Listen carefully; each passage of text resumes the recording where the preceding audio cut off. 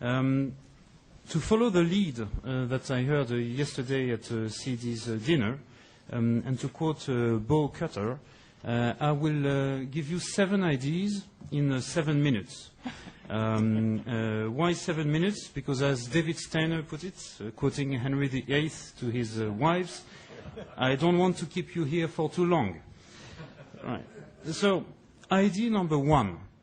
Idea number 1 is a quote from a Nobel Prize, a British Nobel Prize physics scientist, Rutherford, who said, "Gentlemen," so we're in the 21st century, so now it's ladies and gentlemen, "we have run out of money, therefore we must think." We have run out of money.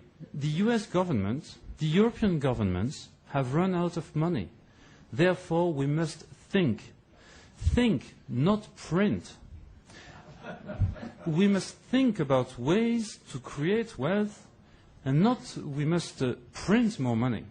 I mean, in Europe, we have the benefit, quote unquote, of significant historic experience when we play with money.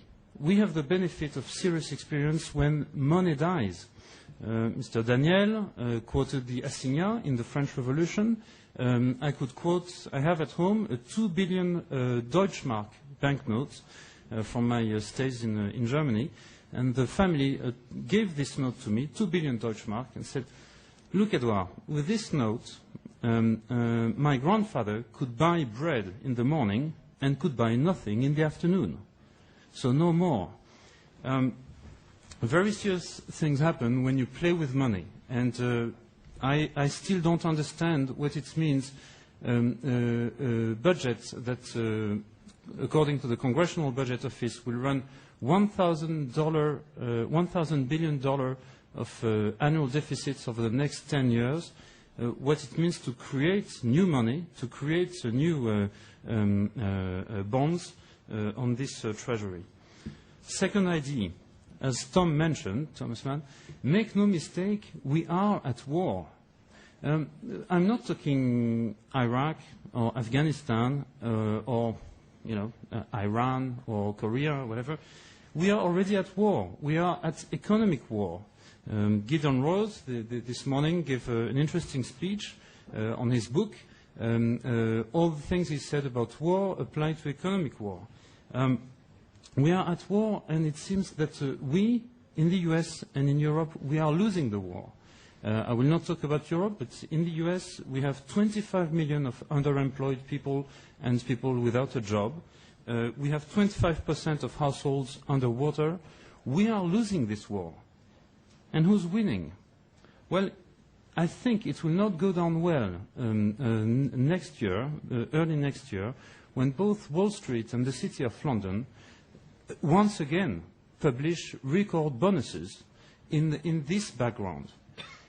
If we are losing this war and Wall Street and the City of London are winning it, on whose sides exactly are they? Third idea, what is at stake? Well, I have 3 daughters, and if we are at war, there is a famous British quote which says, "Daddy, what did you do during the war?" Right? What is at stake? I'm European, but I have built a political initiative which encourages the United States of Europe. I think there is still a long way to go, notably when you discuss with Mr. Barroso and Van Rompuy et al. In the meantime, before the United States of Europe ever exists, and I hope my daughters will see it one day, there is no other alternative but for the US to lead this dangerous world, this extremely, increasingly dangerous world in the 21st century. So I'm going to give you some little bit of advice, or share some little bit of advice from a European perspective, but it is a very self-interested advice, because we need you to continue to lead. The alternatives are not very good. Fourth idea, by the way, who is the enemy if we are at war? Not the rest of the world, please. I mean, not the rest of the world. We cannot punish by protectionism or other, we cannot punish the incredible, strong and durable wealth that great countries like Brazil, like India, like China have created over the last decades, thanks to their hard work, thanks to their understanding of free trade. And the enemies are not the rest of the world. If I may, we have to deal with two enemies inside. I know them. You know these enemies. It is one, an excess of debt and short-term financing and short-term finance horizons. Two, an excess of consumption that ruins not only the environment, but our health, our habits, and our portfolio. These two enemies, how have we dealt against them so far? Well, we try to kill the excess of debt by another excess of debt and deficits. We try to kill the excess of consumption by another excess of consumption, more cash for clunkers. And this does not stand out. Daddy, what did you do during the war? What are you doing against these two enemies? Ideas number 5 and 6, they go hand in hand. Number 5 is the big stick, and number 6 is the big carrot. And here I am going to talk about a much hated three-letter word here in the US. I'm going to talk about tax. Tax is a fantastic, very useful, helpful big stick if applied correctly. And it can also be a fantastic, very helpful big carrot in the meantime. It only depends on where do you use it, as a big stick or as a big carrot. I've only spent 3 years in America. But I've lived with the idea of America all my life for many personal and family reasons.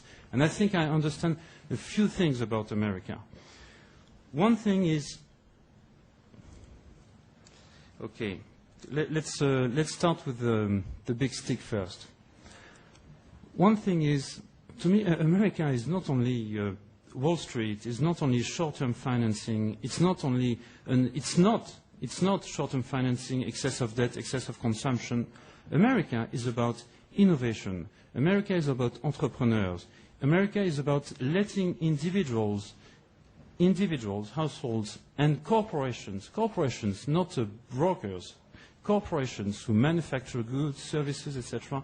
It's about letting individuals and corporations allocate freely the capital and making the engine work. It's about Apple, it's about name it, it's about General Electric, it's about, to cut a long story short, if we are to use the tax as a big stick and a big carrot, why don't we start sooner rather than later? The big stick, I think, needs to be applied rapidly to the excess of consumption and excess of short-term financing. I don't have enough time to rediscuss the benefits of 21st century Glass-Steagall Act, but if I'm a strong believer in that, and we will quote FDR at the end of this discussion.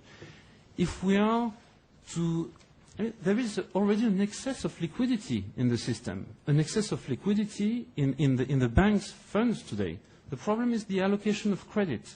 The problem is giving the banks the good incentives to allocate the credits at the right place. There are fiscal tools to help that. If you start to separate speculative broker-like banks and commercial banks that irrigate the economy, you can play with the tax weapon too. Enough with the big stick. Oh, we could also discuss, the idea, why do we have countries, economies, and we have the same in Europe, where the more debt you have, the more interest charge you have, the more tax-free it is? Why LBOs thrive in this country and in the rest of the world with interesting positives, but a lot of negatives too, partly because there is a very strong fiscal incentive on tax-free interest charge. So stick on one side, carrots on the other. I don't get it. What I heard this evening, this morning, and in the debate in this country over the last month, I don't get it. Why we should start discussing raising the income tax on individuals, the corporation tax on corporation, whereas it is exactly the contrary that you want to do? Probably. There is a French idea which is VAT, taxe sur la valeur ajoutée. Isn't there a possibility to start putting more taxes on excess of consumption, on short-term financial debt, and putting better fiscal incentives on the corporations, on the new Apples and Googles of this country and this world, and on the households? I discussed these very daring ideas with two CEOs yesterday evening who were nominated at a fantastic CED dinner. To me, it's in many respects it was America at its best, but I discussed it with Charles already. These two CEOs, sorry, I cannot quote them, but they are very American. They are both entrepreneurs, and they come from thousands and miles away, and they run two of your biggest companies today. I tried to sell this idea to them. I said, tough sell. Tough sell. Maybe it's a good idea, but nobody will have the political courage to do it. So tough sell, and I go back to my own business. Well, there we are. This is idea number 7. And I refer to, when you go on the front page of CED.org right now, there is a billet, there is a note by Joe Minashek, who says, the president must lead. It looks very obvious, but it is not. The president must lead. Now, two questions. How, or which kind of president? Here, if I may be as daring as this, it's not giving political advice. I don't vote in the US, but if you give me 1 more minute to profile how such a president could lead.